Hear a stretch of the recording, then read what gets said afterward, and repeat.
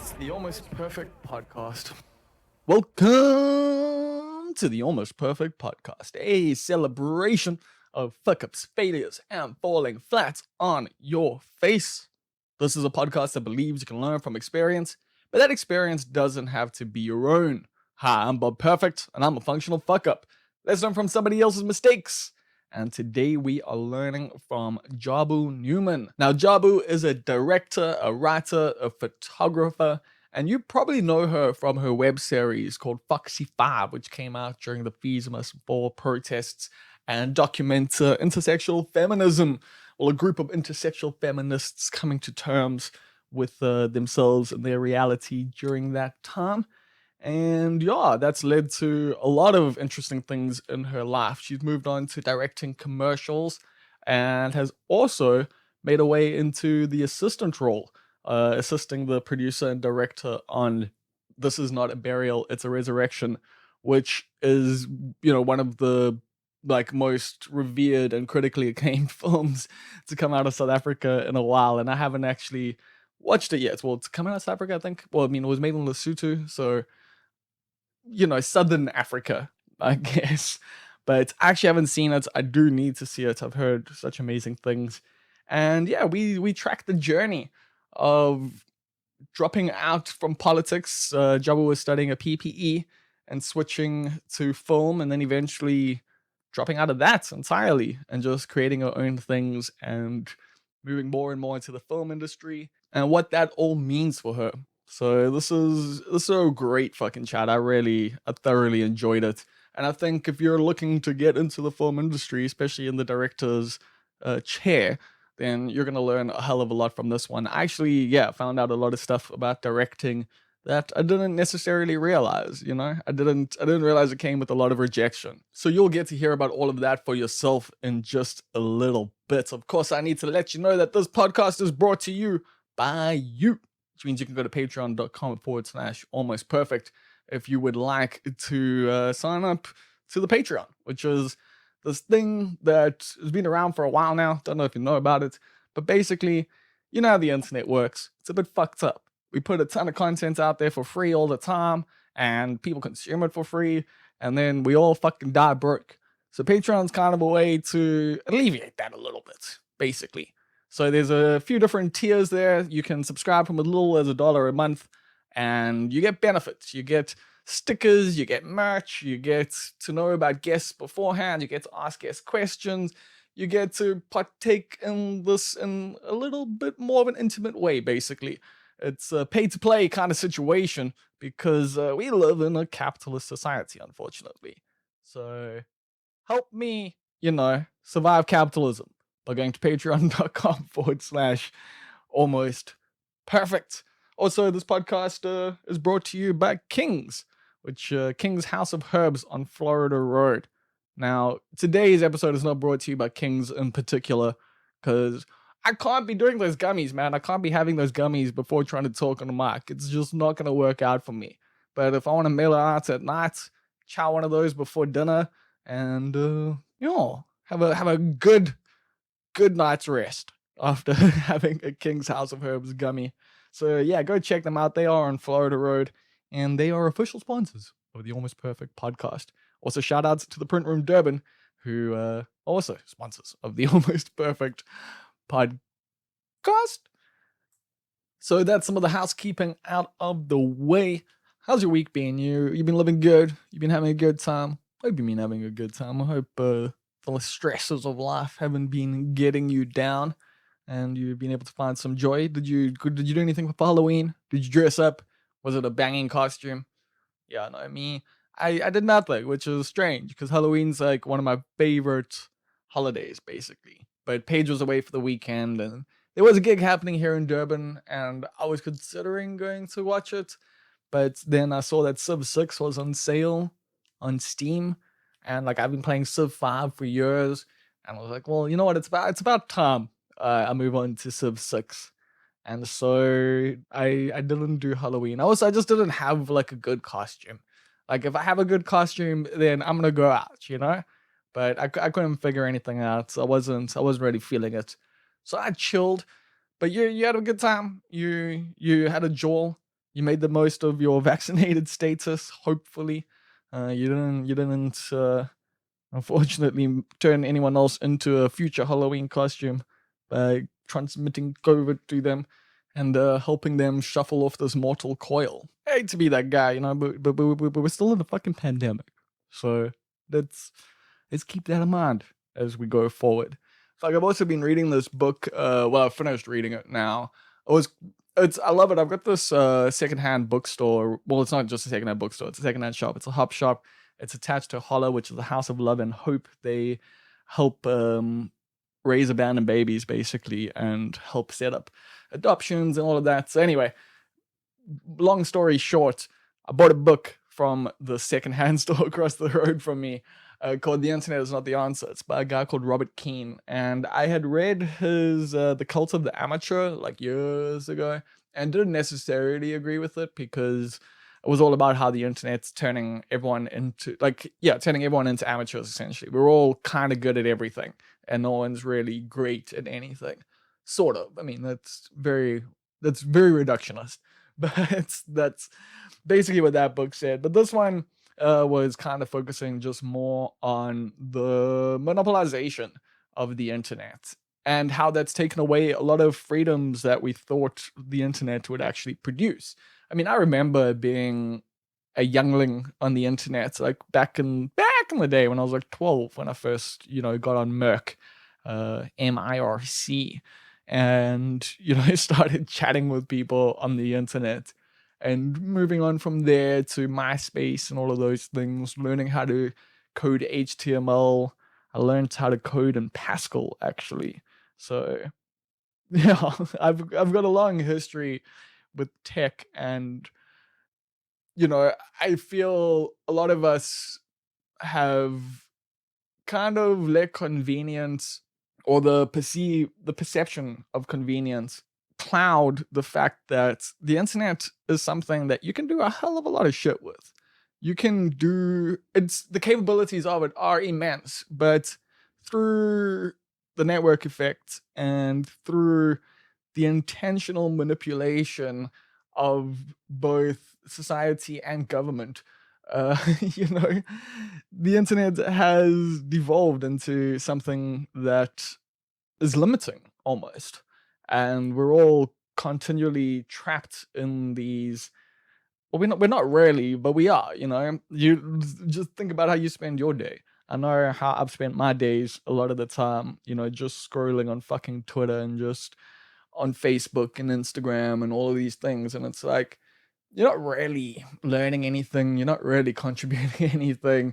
You're just almost being placated because you're with this little space to shout and feel like you're doing something with your life or having an impact on the world. And yes, obviously the internet does have real world impact, of course. But I think you know what I mean. I think you know that we spend a lot of our time wasting our fucking time and being placated and being consumers and just all around wasting a lot of fucking time. And like, I'm someone who enjoys wasting time. Like, I dig fucking doing nothing. I dig just spending 4 hours lying on a fucking couch reading a book. I mean, of course, it's not really wasting time, but in in our modern environment where you're not doing 700 things at the same fucking time, kind of seems like it is, So, I don't know. It just I remember, that's all I'm saying. I remember when the internet offered a lot more than it does now. And, well, not that, like, because it still offers all those things, but we have just become so encapsulated by these monopolized networks, essentially Facebook, Google, etc. So, yeah, that book's had a bit of an effect on me this week. I've been doing things like I've changed my browser. I'm no longer using Chrome. I'm using Vivaldi, which is actually a million fucking times better. Like, I can have my emails, I can have notes, I can look at 2 fucking web pages at the same time within the same fucking tab. It's like, it's like this hyper fucking internet browser compared to things like Google Chrome, where you've got to add all these extensions and you can kind of make it into whatever you want, but it takes a lot more work than with this Vivaldi, which is based on chromium, which is based on chrome anyway. But yeah, I've been doing that. I've been, sorting out VPN stuff and fucking shifting my emails back to, because with the website, I get email addresses and I've got like a webmail. And so, yeah, I've just been fucking setting all of that up properly, making sure that I don't have as much mail as possible going through Gmail and stuff like that. And, you know, moving away from Drive and finding other options. And so, that's been my week because fuck, dude, like there are other options. We don't have to just like, yes, obviously Google makes life pretty convenient, but at the same time, they're literally tracking every fucking thing that you do. Every little fucking thing that you do. Every little fucking thing that you do is tracked on the internet. Like you think what? You're in incognito mode, so now they can't see you busy searching shit on Pornhub. Come on. Come on. You can't be that naive. Like seriously, that's your rookie behavior. So yeah, I've had my frustration with the lack of privacy on the internet and the fact that like everything we do is tracked and then fed back to us through algorithms and different things that are made to manipulate us, that are made to make us buy things, that are made to make us angrier, happier, whatever. Like there's yeah, there's just a fucking lot wrong with the world. But then at the same time, I've been listening to Dan Carlin's Hardcore History again, particularly the episode that he had on pain. And it's just a reminder that, like, yeah, like we've got all these issues, which are, very much first world issues for now, although they actually do have third world impacts in a major way. But we don't have that much time to get into all of that right now because I know you want to hear the podcast with Jabu. But as I was saying, yeah, the hardcore history just reminded me that while we've got a lot of our own issues to deal with in society, things are still a lot fucking better than during, pretty much every other time before this. So, gratitude journal shit, I guess. Um, yeah, that's that. That's like the things I wanted to discuss this week, which means we've got to shout out the titular titles tier over at patreon.com/almost perfect. There is a tier. It is the $10 tier, and this is a tier where you get to pick your title right here on the Almost Perfect podcast. So shout outs to Riz Ventura, the director of purchasing. Shout outs to Julian, our king. Shout outs to Almost Perfect hedge fund manager, who is, of course, Karan Slemon. Shout outs to Russell Grant, our Far East correspondent. Shout outs to Karan Chetty, who's the assistant to the regional manager. We are still looking to fill that regional manager position, so almostperfect.co.za. No, that you could also go there, but patreon.com/almostperfect if you'd like to sign up for the regional manager's position. Shout outs to Kath Jenkin, who is the inevitable ruler of the universe, and Queen Swifty. Shout out to our key grip, who is Neil Green, someone who is definitely going to be on this podcast again in the near future. As soon as Ireland allows him to get on a stage, he's going to come on the podcast and we'll chat about that. Shout outs to Tyron Love, who is the pantsless weasel. I am the weasel. Shout outs to Chief Sales Officer of Subtle Heresies in the Greater Overberg region. That is Rousseau. Shout outs to Stephen Oliver, our executive producer. And shout outs to our spiritual advisor, who is Vishendra Naidu. Lastly and leastly, of course, shout outs to our anonymous benefactor. And that's that. That's the intro. That's everything you need to know. So without further ado, here comes the Almost Perfect podcast with Jabu Newman. So how are you living, Jabu? Hi, Bob. I'm good. I'm in like a very relaxed state right now. I am at home and I've been kind of off for a little bit. I just got back from a trip, from a work trip. So I've just been like doing admin stuff, taking it easy. So I'm feeling really good. How are you? I'm all right, but I like how you say a work trip. Meanwhile, you've been in France, like just casual little work trip, Yeah, it was a very short work trip. It was a week, and I was there for a film festival. I curated like an African shorts program Oh, there sick. where, yeah, I played a couple of short films from South Africa and other countries in Africa, and then also presented a feature film that I just worked on. It's someone else's feature. And then just, yeah, met a lot of filmmakers and kind of networked and yeah. This feels so good to be back at like film festivals in person now. Did you do any online? Because I was a part of a few. Yes, yes. I did encounters because a film of mine was in there, and diff I went to online, but it was so incredible being to a film festival in person. Also in France, like 60% of the population are vaccinated. So things are a lot open. You have to show your vaccination card everywhere. And every time I would pull up my South African vaccination card, they were like, okay. But it Yeah, was that looks wonky. exactly, but it just like, it made me like realize why I was in film again, and like there is a community and there is like a social interaction that comes with filmmaking. Like I don't want to make stuff that's just like people are watching at home by themselves. Like I want to be a part of a bigger community. So being there was just like, okay, this is awesome and things can go back to this, you know? Yeah, I mean, film festivals, well, Duff especially is something that's super like important for just my growth as a human being. Like, I'm so grateful that that festival exists and that like I've been put onto so many different films, so many different directors, so many different actors, and then just meeting people over the years, just slowly but surely meeting more and more people. And each time you go back, you sometimes you see the same people, sometimes you meet other people, and it becomes this big family. And like you say, there is this big like international community where people just, know each other and they work together and then you share ideas and then it is amazing, like the cross pollination between countries, essentially, when it comes to Yeah. filmmaking. No, definitely. I'm always so surprised by how the connections that I make at film festivals will often come back like 2 years later, like where even in France, like so I attended the Durban Film Festival in, I think it was 2019. Yes, that was like the last one, right? And Yeah.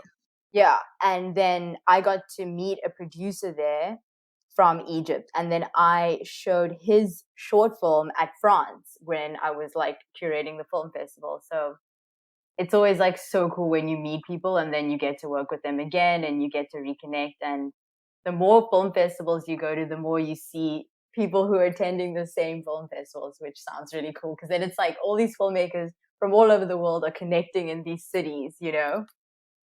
Yeah, and people are pretty free with information and like I mean, I at least found, especially with the DFM at Diff, like there's a lot of information that goes around at film festivals. So if you well, when you were younger, when you were starting out, was that a way that you actually like, got into the industry? I know you studied film, but Mm. studying film and actually being a part of film are very different.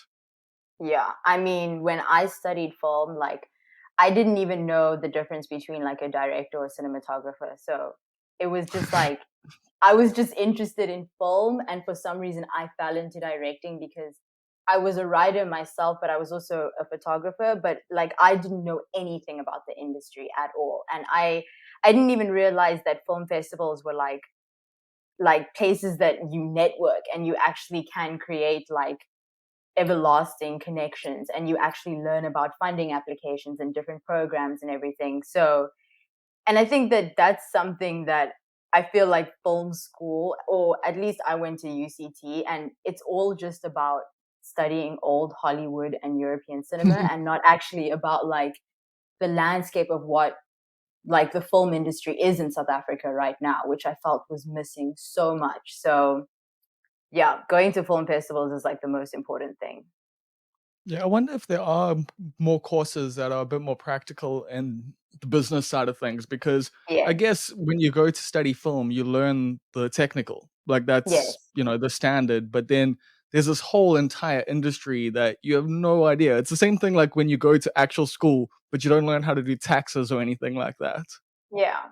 No, definitely. Like when I was at UCT and I was studying like film theory, and I was like actively searching other like courses to do either on the weekends or in the holidays because I just felt like I was learning about old like Hollywood and European films. And then I did like this African film course, and my lecturer from UCT was teaching that film course like outside of UCT. And I'm like, bro, come on, why aren't you including this in like the curriculum? Like now I have to go to a night school at the Baxter Theater and you're teaching this, you know?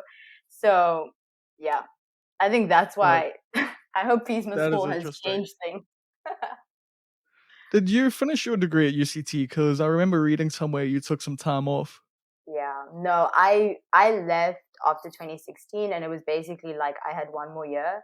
But after Fisma's fall, I kind of like wanted to take a break. I was also kind of like I kind of used up all my bursary and like my financial aid, and I was like, I don't know if I'm ready to actually take out a student loan for my last year, especially after Fisma's fall and all the political things. And I was like, let me take a year off and figure things out. And in that year, like I just got into the industry and then realized like, oh, maybe I don't need to You go to just back. do it. Yeah, I mean, I would love to go back, but maybe when I'm a little bit older. Right now, I feel like I'm in the middle of actually making my career and building my career, that studying is something that I would like to do later when I have the time to do that and to focus on it and maybe focus on a particular like theory or stream of filmmaking. But right now, I'm more focused on just making a career. That's really interesting, I think, because I mean, personally, I never studied for the very reasons you were saying there, like the getting into debt is Mm, something that's like it's a big commitment.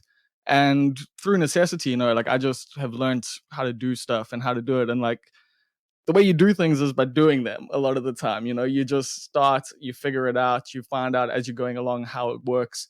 You get in anywhere, you volunteer, you just try and be a part of what's happening, and you learn, you know, in a more practical way just by being on set, I guess. But when you started, you had this bit of film theory knowledge, you're doing night classes, and then how did Foxy Five TV come about? So that was very much because of the Fees Must Fall protests and what Like, was happening at that time. And even, honestly, there were things that I was studying at UCT that really influenced me. Like we were learning about the theories like the male gaze as well as the Bechdel test. And these were things yes. that inspired then how I wanted to go about the films that I was making. And with the Fees Must Fall protests, I was just like, okay, this is such an important time in history and important time in like the culture and like the community that I'm living in right now. I want to just write about it and do something about it. And then all the characters were based off of like friends of mine, people who were involved in the protests who inspired me, and all the conversations that we were having, like the political conversations that me and my peers were having. I was like so interested that I was learning more from them than I felt I'd ever learned at UCT. And I was also studying politics at UCT. So I was like, okay, I need to actually just focus on what these conversations are about. And then I was introduced to this idea of intersectional feminism and then wanted to create a series around that. Yeah, and it's what's I loved about the series. I watched it again today. Is that each like character is an archetype that is so clear, like, and we all know those archetypes, but at the same time, you don't necessarily see them, or they're all usually enwrapped in one archetype, if that Mm, makes sense. mm, Like, mm, when you're watching a movie, it's like the feminist black woman, and then that's mm. she's all those things. And what I really enjoyed about the series was that, yeah, it showed these that people disagree within the same spheres. Yes, That we're also all on this journey of discovering ourselves, and that that we don't necessarily, especially when you're young, and especially at such a heightened, tense time like Fees Must Fall. Everything was so chaotic and so up in the air. So I yes, feel like you really captured a lot of that feeling at the time, the uncertainty of everything from, yeah, education to race to, uh, gender. It was like, I wish you had a bit more time with it, to be completely honest. Like if it could have yeah. been like 20-minute episodes with like 12 episode, season. I think you could have done Yes. quite a lot with it, but it was quite impressive what you managed to fit into such a short series. Thank you. Like, yeah, it was definitely a time of literally everyone on the crew and in the series figuring things out together. Like, scripts were written like on the cusp of all these events that were happening and often changed on the day that we're shooting because one of our characters was actually dealing with something more prevalent in her life that she wanted to speak about. And I'm glad you picked up the archetypes because that was the main thing. Was like I was at that time I was watching like I was trying to find a lot of like black and even South African like current series that were depicting like millennials or Gen Zs. And I couldn't find anything that I felt like really encompassed like what it meant to be a woman of color. So I created the 5 characters that could be one person, and all of those archetypes came from film school where I was learning about things like the femme fatale and all these different archetypes that came from film to kind of then create these characters that people immediately recognized and understood, but then break them down more and put them in a more South African and current context. But I was also watching an episode recently and like noticed how everyone's talking over each other and how was that was such a thing at that time was everyone was trying to have their voice heard and have a say and like it took a while to figure out how to create like a synergy between all these different personalities and all these different ideas within yourself, like trying to fight and grab attention for you when you're dealing with so much. Yeah, I think the gender stuff, especially the episode with Lebo, was something that like, really highlighted things to me in a way that, you know, it's you can be an ally and you can say all these things and you can think a certain way, but it's your actual actions and how you treat people that really matters. Like, and showing that empathy and showing that you can be the oppressor as well as being oppressed, I thought was such a bold thing to do in such a short space of time, to really take this thing that like a lot of people I don't think experience or see or think about, like I think the term is being clocked as a trans person, and you really highlighted what that like is like. So what actually inspired that part of it? Because yeah, you were originally, I don't know, with the first few episodes was mostly focusing on intersectional feminism, but it was all just people who were born as women. Hmm. It's so interesting because honestly, that episode is everyone's favorite episode, and it's so telling that people relate to that because I think it was something that was super important. And also, it was entirely real. Like the monologue at the end was like a freestyle. Lebo's character, I mean, Lebo, like, we were writing together and they were like, okay, they're going to write something for the end, but they don't really want to reveal it yet. Like, it needs to be in the moment because it's addressing us and everything. And it was such a powerful moment, and I'm so thankful that they were a part of it and shared it with us. But yeah, it was a difficult episode, but I'm glad it happened, and like I'm glad that people related to it because it was also something that we were all learning and we were all understanding.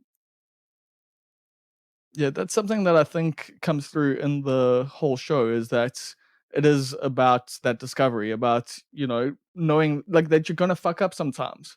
Like that sometimes you are gonna say the wrong things, you are gonna do the wrong things. And it's about growing and learning from those things. Yeah, no, definitely. I think that was that if there's one thing that I appreciate so much out of coming out of the Fees Must Fall protest was there was like a space that was created to unlearn but also to educate and teach people and like take that time and energy that sometimes as a woman or as a trans person or as a non-binary person, as a queer person, you don't have to and you don't want to take that time to have to teach everyone. but the Fees Must Fall protest like created spaces like that for those specific reasons, which I thought was really cool because fuck, I learned so much. Yeah, I can't even imagine what that must have been like on the ground because I'm a bit older, so I was watching it, and also I've never been a student, although I've been a part of student life quite a bit in my 20s and was at varsities enough. But yeah, I didn't partake in all of that. So what was that like actually being on the ground at the time? Because I mean, going into what year were you in when Fees Must Fall started to happen? So that was in 2016. So I was in my third year, but technically I was in my second year because my first year I had done PPE, politics, philosophy, economics, and then changed my Oh, okay. majors. That's what So I was planning on studying. so it was like it was an incredible feeling because it felt like everyone was drawn and everyone felt like something in them that was like, we have to do this, we need to do this, like this Yeah. is the most important thing. And it was really exciting for me because I like both of my parents are activists and they have worked in trade unions their whole life and are incredibly political, and they always kind of saw my generation as a bit apathetic and like a bit lazy and couldn't understand like why we weren't fighting for similar things that they had fought for.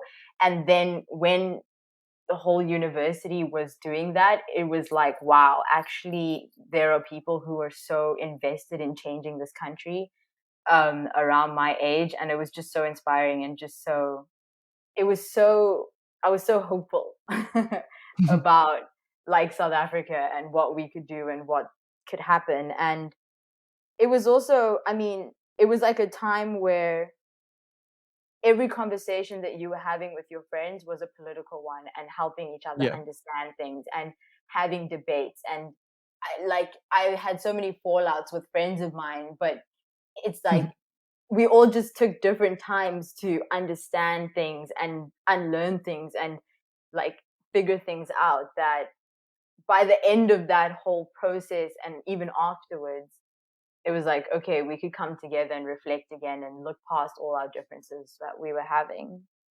Yeah. Yo, that's such a good point. It's like that time that's like people come to things in their own time.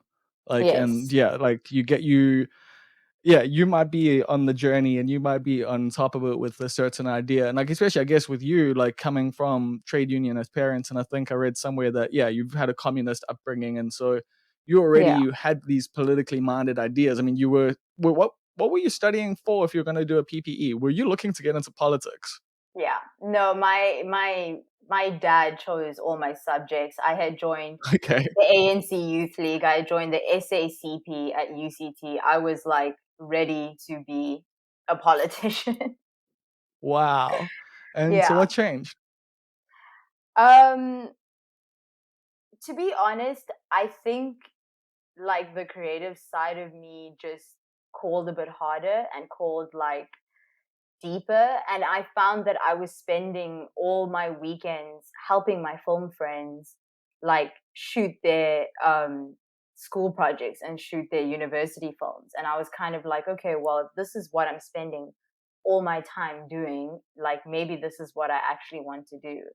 And I was interested in then, and I think that like the reason why I made the Foxy Five was also like to have a political reference point, because when I changed courses, I didn't tell my dad. And then only afterwards, during the Fees Must Fall protest and everything, and I made the Foxy Five, I told him and I was like, oh, by the way, I am doing film. And this is something that I've made. And it was kind of like a way of saying, like, okay, I may not be going into parliament or into politics, but I could still, say something and be involved in like the political world or the political conversations, at least that were through a more creative way. Well, yeah, I mean, obviously art is inherently political and so, Yes. for so many different reasons, but that was overtly political. So I guess Yes. for your parents, it was something that was a bit able to go, okay, she's still one of us. She's still on with with the plan. Uh, But so were they supportive after it came out? Yeah, my dad was super supportive. My mom, she wasn't alive at the time, but my dad Oh, was okay. really supportive. And yeah, I think he was proud, and he was kind of like, he didn't really understand, like, okay, what can you do in film? Like, I mean, in some aspects, maybe both my parents were also like weirdly enough cinephiles, and I learned all the films that I love through them. But I guess they just didn't see it as a possibility in South Africa. But I think he kind of understood after that. Yeah, because you were actually able to make this thing. How did you get that made? Like, was it just with your friends over weekends kind of situation? Or did he like I saw I didn't watch the middle episode because I mean I saw you got in the next three done. So how did you get the funding to get sort of sorted out? How did that whole thing come about? Because making a six-part web series is actually a lot of work. I don't know if people really realize that, but that is a lot of work and you did it over quite a period of time. So could you Yes. tell me more about that side of things? Yeah, so it was literally done over a year, like a period of a year. And okay, at first I told my aunt from England, oh, like I'm writing this thing, I really want to make this thing. And she was like, oh, okay, well, she just like got some money and she gave me 25,000 Rand to make the first episode. And I used Nice. all of that money to just make the first episode, which I wish I hadn't have done, because I could have made it work more, but I wasn't smart enough and I didn't have producers at that time. And I was like, okay, I'm just going to make the first episode and see what happens. I made the first It's funny with episode. producers, you could like sorry to interrupt you there, but I was about to say like with producers, they could make like yeah, anything work with any amount of budget. It's quite Exactly. impressive.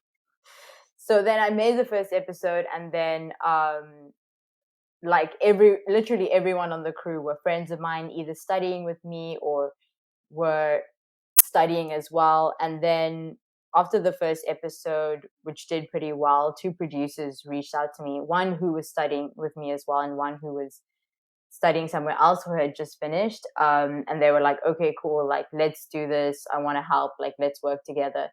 From there on, for the next two episodes, we threw parties at waiting room and we Nice. sold our clothes at like markets, and kind of whatever money we got from that, we put into the next two episodes. After that, we said, okay, we're going to take like a 3-month break and do a crowdfunding campaign. We did the crowdfunding campaign and we raised, I think, about like 35,000 Rand or something like that for the next 3 episodes. Yeah. And that's how we did it. So then we did an episode a month where basically we would shoot over a weekend and use the rest of the month for prep and editing, and then kind of like, yeah, month by month, do an episode and release an episode. Why didn't you apply for funding or did you not know that there was a possibility? I mean, honestly, I had no idea what funding would even be possible. At that time, NFVF didn't have a web series fund, which they do now, but Okay. at that time they Yeah. didn't. And I wasn't really sure where else it would be possible. So, and I kind of felt like, you know, I don't know, I want this to be self-funded, because I knew that I just wanted to do the things the way that me and my friends and my collaborators wanted to do it. We didn't want to be like answering to anyone else. I knew that I never wanted it to be on TV or like to a VOD platform. I just wanted to do it myself, because I just wanted to do my first thing, put it out on YouTube so that also everyone was able to see it. Because another big thing about it was like, I felt like this is really cool that people who are at university are able to have these conversations and have the type of language that is intersectional feminism and all these different terms. But what about people who weren't studying and who weren't in the Yeah. same spaces? So the idea of it being on YouTube and being it free was also that anyone could access it to see like what were the conversations that were being had. Yeah, I guess it's a big difference to some of the work you're probably working on at the moment. I mean, I don't really know, but I assume a lot of the stuff you do now probably premieres at film festivals and, goes on those circuits for like a year or two, then gets a regular release somewhere else, like on a TV channel or something like that. Or am I wrong? Yeah, I mean that's where I'm heading to. I'm going to. The things that I've been doing recently are more commercial stuff and like commissioned either by yeah, VOD platforms or different like websites or places that one film's made, but the goal is to essentially make films that then do festival circuits and festival runs for a while, and then you sell those films either to distributors or to different like broadcasters or platforms that it's licensed to show at. So how does it feel to be at this situation, looking back at making this thing with friends, scraping some cash together, and now you've been doing well. Actually, let's actually first talk about the commercials and stuff, and then we can get into what you're working on now. Because as I say, I've got an idea of what you're working on now from what you've said and some of what I've seen online and some of your representation, like with park pictures and that. But Mm. you've been doing commercials and stuff in South Africa for brands like Adidas and Nando's. So how did you get into all of that? So when I mean, while I was doing the Foxy Five and when I had left university, basically after 2016, I was kind of interning at different production companies because it also felt like, okay, the only way to really get like onto set, get experience, and make money is to do commercials. So I was kind of like, Yeah. let me try and get my way in there, get on set as much as possible, and just yeah, try to shoot as much as I can.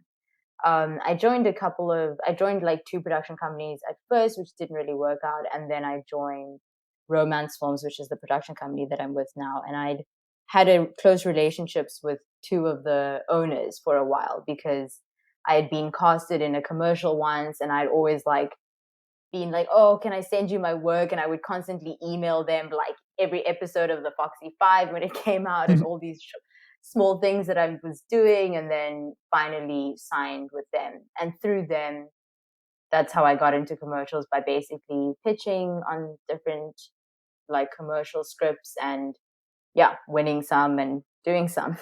But with that, do you like work your way up? Like, do you start off with like, someone's little web thing, or how does the process go of working up the ladder in commercials? It's interesting. I feel like different people go through different ways. Like some people do research where they will work at a production company and do research for other directors where they'll help with their treatments when they pitch and then work their way up to being a director. Some will like buy a camera, let's say a Sony A7 IIs, and start shooting content pieces on their own. Do a lot of content pieces for different companies, like smaller coffee companies or things like that. And after a while, getting certain things on your reel, then approach production companies to then start doing like actual TVCs or more bigger budget online commercials. For me, I was trying to assist and do research for the two directors who were at Romance, who were Greg Gray and Terrence Neal, while also trying to shoot a lot of my own stuff. So shooting my own little documentaries, shooting my own fashion films, shooting my own small stuff that then also even music videos and things like that, which then created a reel of my own and a type of style and a voice of my own. And then through those smaller pieces, as well as having a production company back you up, that's how then you can start getting briefs from agencies who will brief you on lower jobs first, but you'll prove yourself through those and then get to bigger budgets. And I guess that's also, I mean, for yourself, like a great process as well, because you're learning more and more as you're going along. It's like you're not just like, you know, doing something and then getting put into a position where you're like, have your head underwater essentially. It's Mm. one of those things where it's like you're learning as you're going. Like it seems like your career has been super like organic, although you've done a lot of work. But you started out in studying a little bit, then creating your own thing, then getting into commercials. Through that, working your way up there, and now getting into, as you said, you've worked on a feature recently. What were you doing on that feature? So I was assisting the director and the producer. Cool. That's Yeah. it's a title role, so that's really cool. And how was that experience? That was honestly the best and the most difficult experience ever. I was lucky enough that while I was studying, I met Kate Pantacho, who's like a really great producer. And like one of my first jobs was literally assisting her at her office, where I was like plugging things into a computer for her or doing admin stuff, you know. But in this way, I got to meet her, and I made sure to go to all of her like screenings and just tried to do as much as I could. And then I read the script and I thought it was the most beautiful thing I'd ever read in my life. And I was like, I want to be on this film. I don't care what I'm doing, but I want to be there. And yeah, then we went to Lesotho for a month and shot this film. It's called This Is Not a Burial, It's a Oh Resurrection wow, I didn't by realize you were Jemariah on that. Lemokhango Sese. Yeah. Sorry for interrupting again, but yeah, like that's so cool because yeah, that's been I still haven't seen it to my own shame. I should have watched it with Duff, but yeah, I will get to because I've heard nothing but great things about that film. So that must have been an amazing experience. You said how long was the shooting process? It was a month.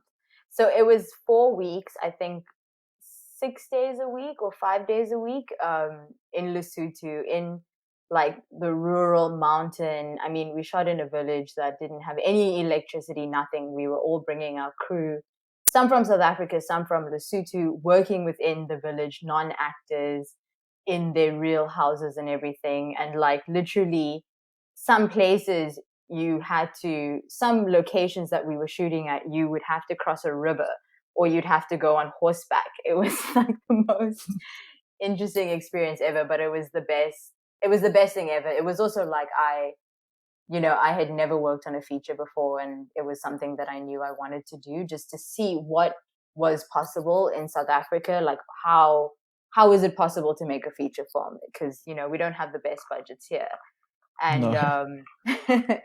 yeah, it was really incredible to see. Yeah, what South African directors do with basically American like web series money, like is Yeah, is quite impressive. Like I've seen so many films here, like where you hear like, oh, it was a 5 million rand budget, and you're like, what do you mean? Like yeah, how do you even create like anything out of that?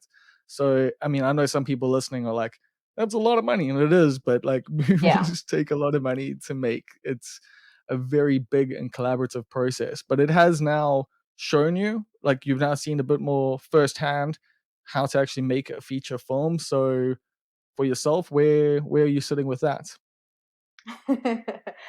Yeah, it's it's very exciting because I think most directors want to make a feature, and I'm not gonna lie, that is something that I want to do, and I'm actively working towards. So it was like something really important for me to see, just to also get the reality of it, because I think a lot of times in South Africa, when you study film, even when you study it after and things like that, there's not like a reality check of like, okay, to actually make a feature film in South Africa, you have to do so many things and you have to understand how it works. And you're never ever going to make a Hollywood film your first film or something. There are like steps in which you have to go about it. So, yeah, it was really important for me to see that and then know also how other different people have done it and how one day it could be possible for me.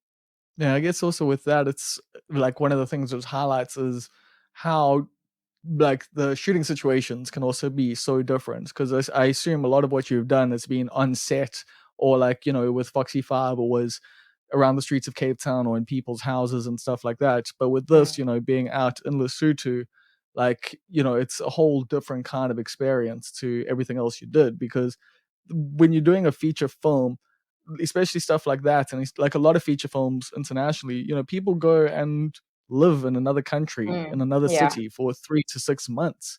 yeah, It's a whole different like life. yeah. So are you like prepared for that? Are you looking forward to that? Are you like, with the whole feature film life? And actually one of the things I wanted to ask is do you want to write and direct or do you just want to find someone else's work to bring to life?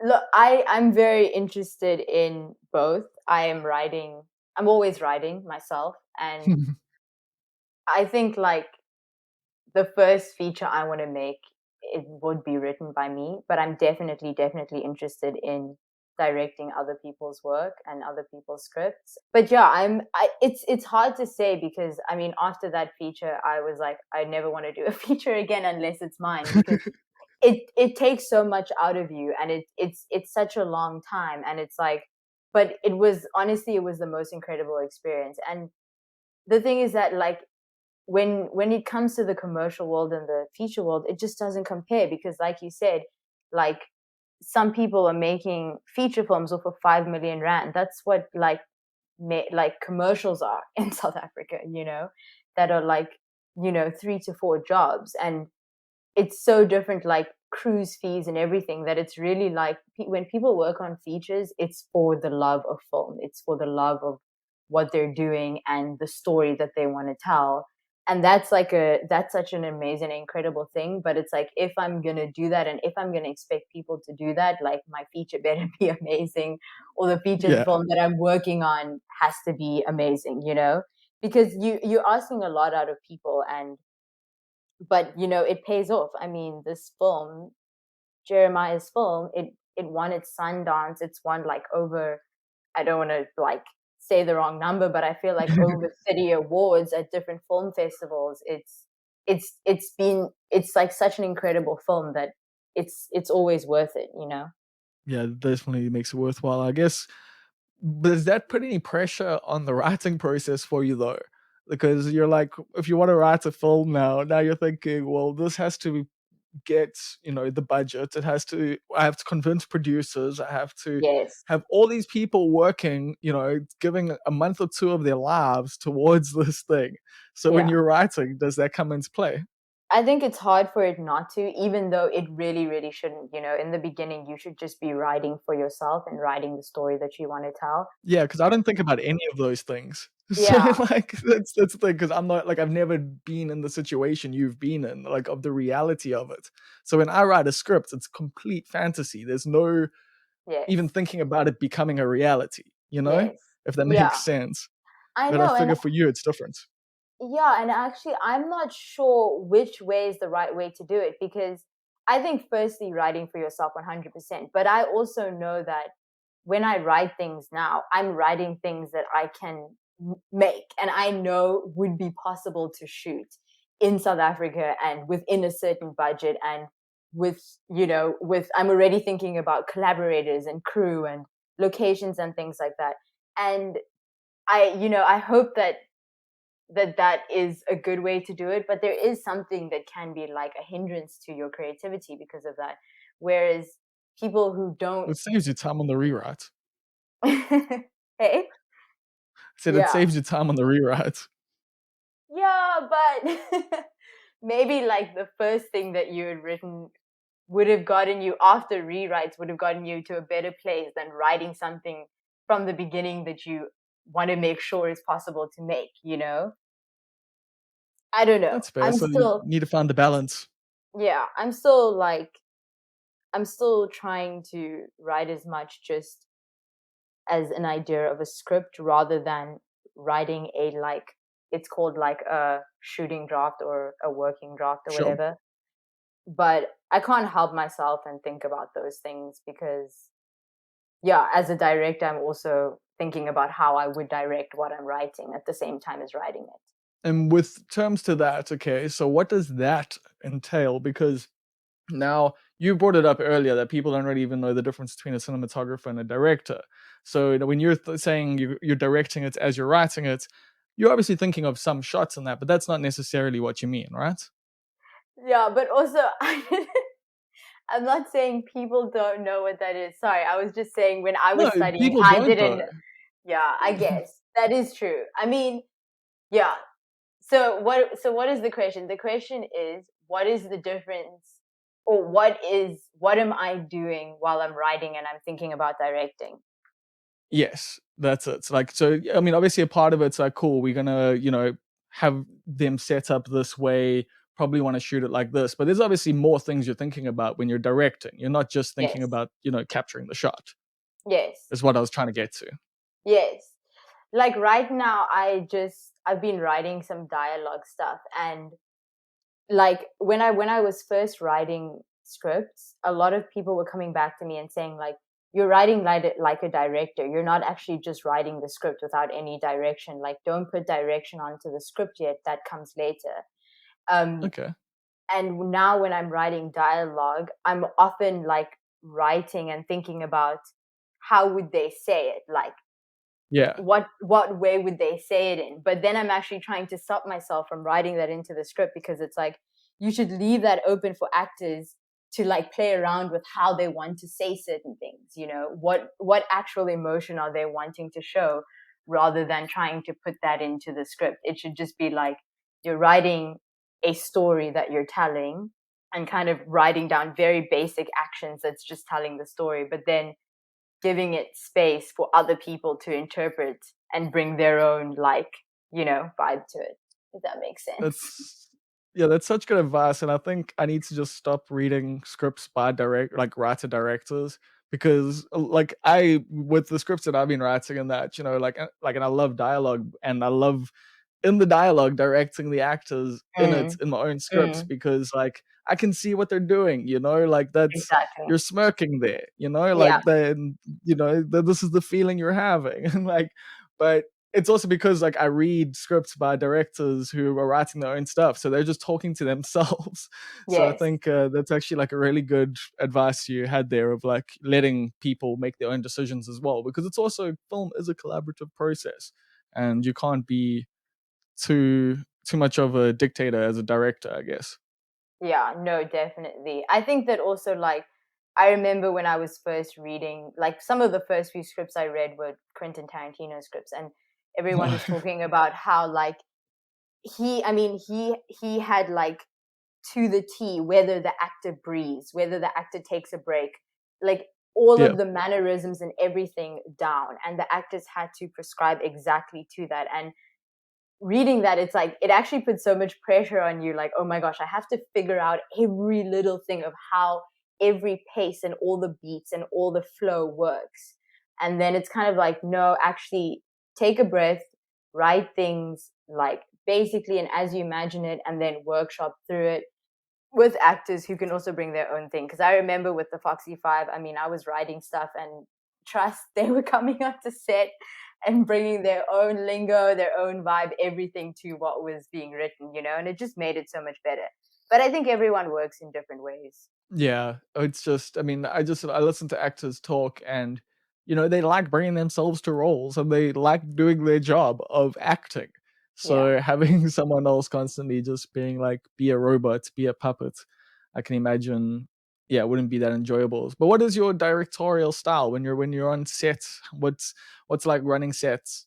I think for me, like when I am directing, I'm very, very focused, and I think I'm a bit of a like I'm a bit serious, and I always have like a resting bitch face in a way, because I'm just like so focused, and I just need everyone to focus at the task at hand. So I really get annoyed if people talk about other things on set or looking at their phones. So I can be quite hectic, but I'm Okay. also, I feel like I try to put so much time in with like my collaborators in the beginning and during the like pre-production process, that on set I don't think there needs to be that much talking going on. We all know what we're Okay. doing, and then very quietly we're discussing amongst each other like changes. And I'm someone who likes to like chat to people personally and take them aside. Like if me and my cinematographer are, if I want to change something, I will tell my cinematographer like to himself in his ear or to herself in her ear. Or if I'm working with the actors, I like to speak to them quietly, so that it's also just like Private. speaking directly to people, keeping a quiet environment, and not, I hate like calling people out on set or trying to correct something and everyone's listening and watching. Like I just like to do it privately. That's very empathetic. I like that because yeah, like I've been in front of a camera a few times in my life, and it's like it's interesting, like being directed by people. Like you know, not everyone cares like what you're doing, like they or cares about your feelings, should I say? So it's nice to know Yeah. that there's other people out there who will take your side and just be like, hey, you're kind of fucking that up a little. Why don't you try this? And so pre-production's a big part of what you do. Yeah. It's pretty much all of it. Like people, I mean, I've heard people say like a director's job, by the time you get on set, your job's kind of done because you brought everything together and you like briefed everyone and you kind of connected all the dots. And then being on set, it's like it should just flow. Everyone's doing their thing, they're all prepared, and then it's just about having fun at that moment and Wow, playing around. I like yeah, to that's be cool. prepared to the point that there is space to improvise in a way. So not leaving anything for on the day. Like I like to have everything prepared before and not saying, oh, we'll figure that out on the day, so that on the day when what we figured out isn't working, we can change it. But we had a plan previously to first try. I don't like coming on set and being like, okay, what are we going to do? How should we do this? I like to know, at least have a plan, even if it's not the right plan. That's the first plan we're going to try. And if that doesn't work, then we'll move to something else. Yeah, you'd be a good stand-up comedian. Like, that's kind of how we do it. It's like Really? yeah, you prep up beforehand. Like it's weird. Like you were just reminding me of an episode of this podcast with Laz Gola, who's also a director, but he's a comedian who him and his brother Luiso mentioned that like the key to stand-up comedy is like the repetition and finding space within the boredom and finding space within that repetition and finding space within the plan. So you come in, Mm, you know the plan super well. So mm, you can diverge from the plan now mm. because if you ever need to, you can come back to it. But if you're Yeah, going there and you don't have a plan, then yeah, that's when you can really veer off track a lot because you don't have that safety net of being able to come back to, okay, cool, we experimented a little, we tried that out, it worked, it didn't work. Let's go back to what we had on the paper, you know? yeah. And I think that's just my personality that does it like that. But I know directors who will show up on set without a shot list and just try and want and like feel the space and just see what the space gives them. And honestly, it's some of the best directors, and it works for them, and it works in how they do it. And like there is also always that saying that like full like the magic in film and the magic in cinema are those unplanned moments and those things that Yeah. happen by accident that you could never have planned for, never have predicted. And I truly believe that. But I'm like, okay, but I'll let that happen, but only but I'm still gonna have a plan, you know. Oh, it really is a lot like stand-up comedy because you also, yeah, you do get your comedians who are like, I've got my ideas and we're just gonna talk tonight, you know, like we're just gonna see where this goes, and yeah, like whatever the crowd says, we'll work with and stuff like that. So, I guess yeah, I guess it's just a part of art. Like, and many different people express themselves. You either have to be one of those people who's a planner or you're a freestyler, I Mm, guess, yeah. and you're a bit more on the planning side. And I used to think I was a freestyler, but things didn't go that well for me whenever I would freestyle. So I've learned now, like even just some notes helps a little bit. Coming in with a bit of a plan, like goes a long way. Yeah. I'm like I'm the director who's like literally freaking out about everything because I worry that if someone like I'm freaking out with my producer, like, does everyone have a lift to set? Because if someone's late, then that's gonna mess up with my directing, you know? So I'm like, I need everything to be like on schedule, on time, everything's planned, everything's ready, so that there's just no space for errors or the unknown. Yeah, no, that's well, I mean, that's the way to do it. One thing I wanted to ask way earlier, but I guess I can ask you now, is did you get into film through photography? I'm assuming that's how the journey went for you. Because it's so weird when I was telling my girlfriend, she's a photographer, her name's Paige Finesse, and I was telling her that I was gonna interview you. She was like, "Oh, the photographer." And I was like, I guess. And then I was like, "Oh wow, you are actually a photographer." Like I just always kind of known you as like a director in my mind. So I would assume the journey started with photography and moved into film, right? Yeah, like when I was 16, I was gifted like a point and shoot from my uncle, and I just started shooting with that and always loved taking photos. And I would say film is a it's like a progression from it, where then beside, instead of telling a story in one like image, you're telling a story in many images. But I also just think that photography has helped me be a better director, hopefully, and like influence my directing style. But it's hard to call myself a photographer because I've only ever really taken photos either for exhibitions or for myself. So it's like often when people say they're a I photographer, it's like mean, they are working like commercial photographers, and I'm like, I don't do. I don't know. To me, that sounds like you're a photographer. Like if you've been exhibited, like, but even if you haven't, like if you're taking Yeah. photos for yourself, you're just as much a photographer. But I get you, like a working photographer versus the artistic endeavor. But I mean, that's the thing. It doesn't make you any less of a photographer. Like I saw something you did. I think it wasn't. No, it wasn't Natal. It was 10 and 5. It was like a fashion thing you did, and then also just your Instagram page is full of like amazing. Although some of those are obviously stills, but like so you do the things. But so that's what got you started. You were taking photos, and how did that move on to film? When did that move on to film?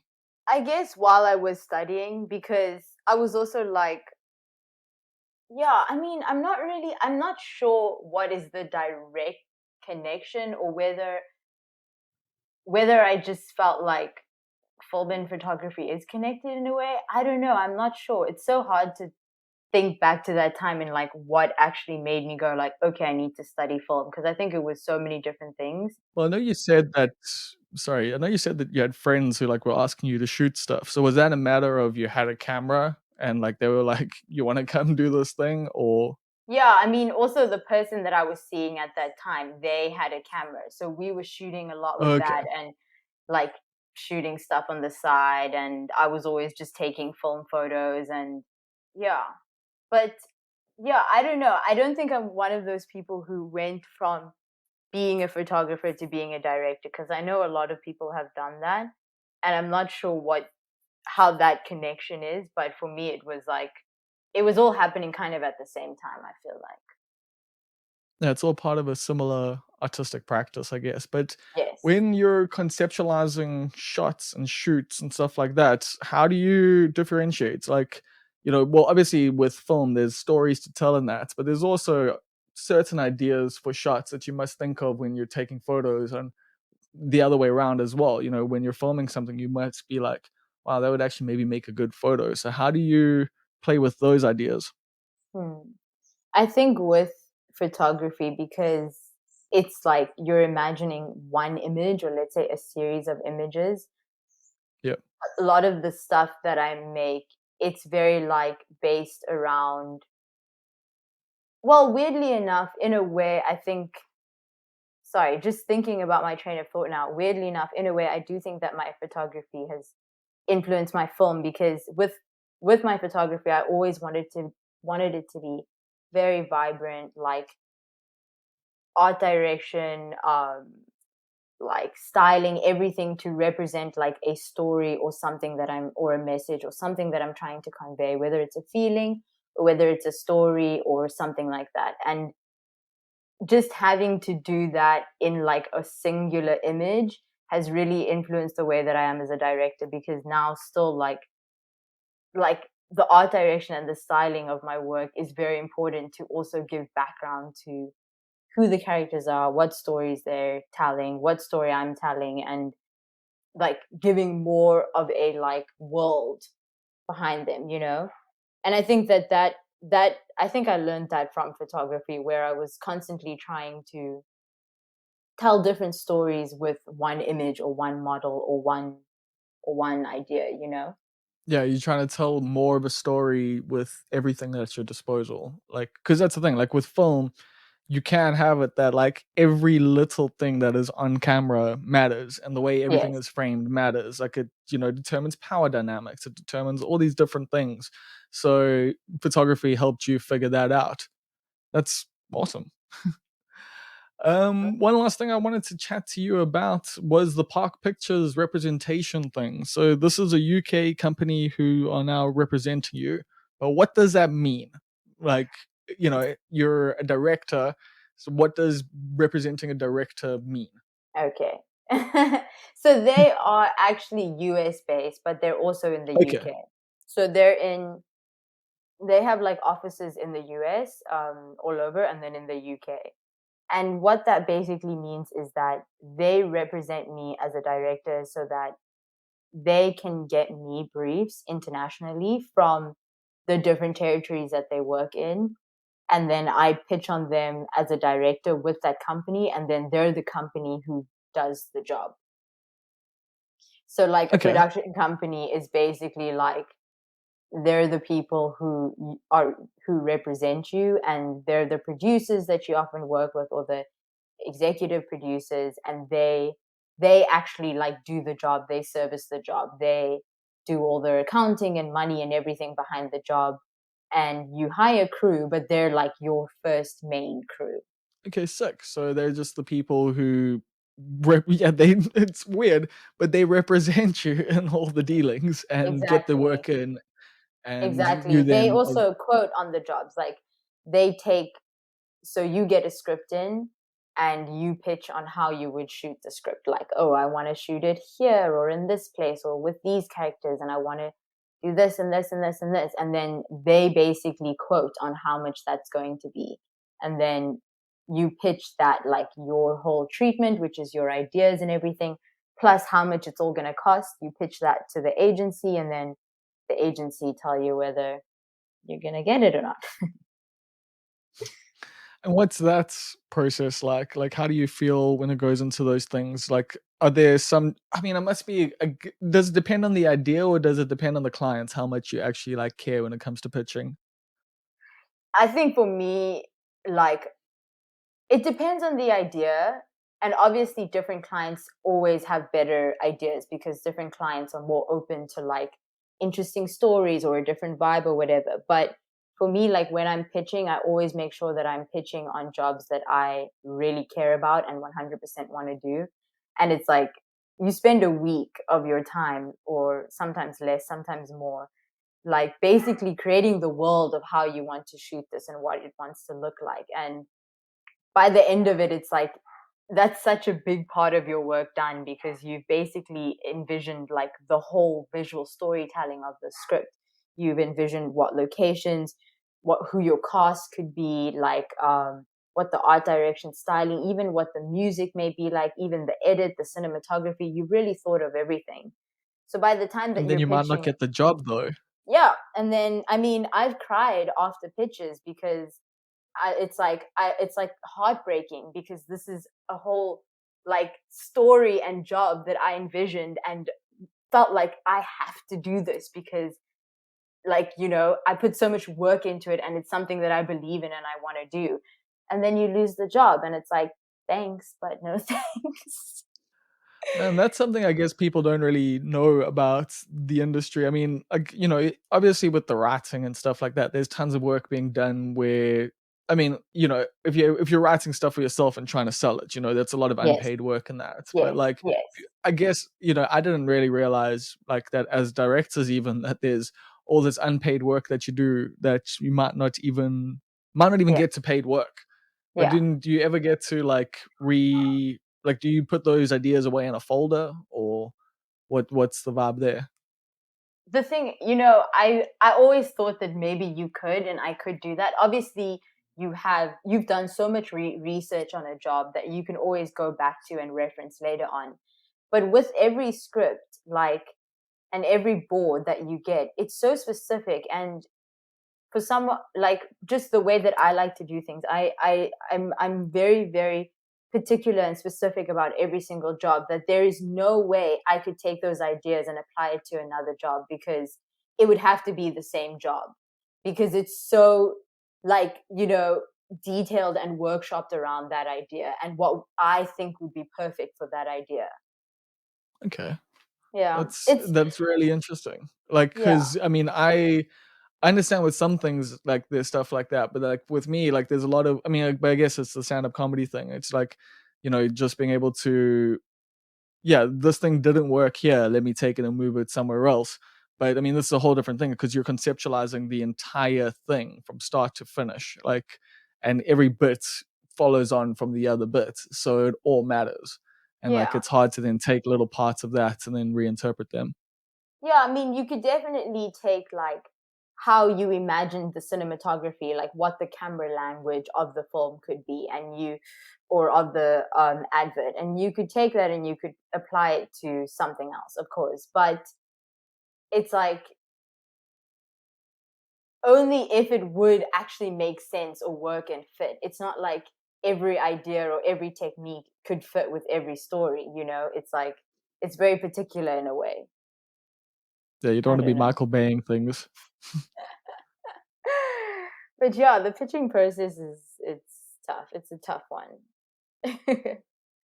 And I mean a lot of directors they, you pitch for a while often as a new director without really getting something because you're often seen as the wild card. Like that was the thing I remember my first year with romance. I was seen as like the young wild card who'd never done a commercial before. So cool, you're invited to pitch and we'd love to see your ideas, but we're probably not going to go with you because we're going to go with someone who's more experienced. But sometimes it works out because in that way you feel like okay, well, I'm just going to do what I think because I have a smaller chance of winning, therefore let me just try something completely crazy, completely different, completely new, and sometimes you really blow them away and they go with you, and you build relationships that way. Like the Adidas job and the Nando's jobs that I just did, those the Nando's agency I had pitched to twice before and lost two jobs with them before getting this job.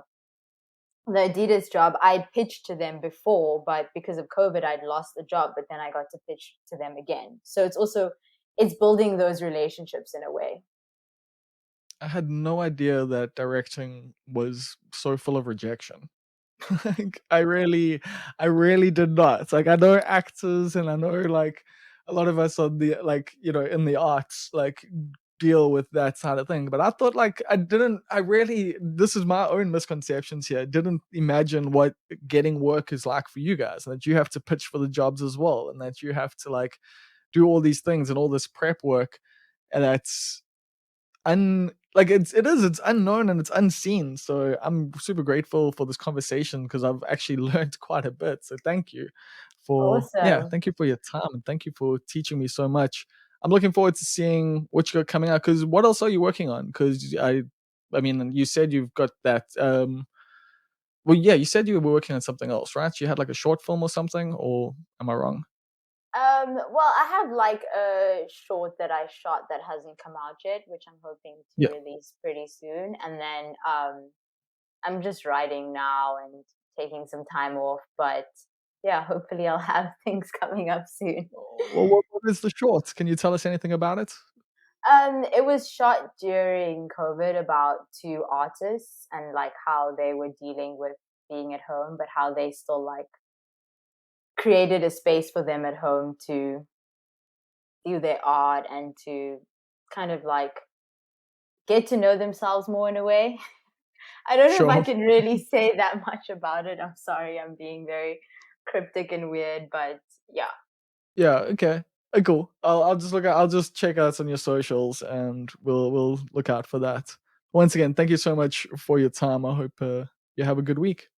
Awesome. Thank you so much, Bob.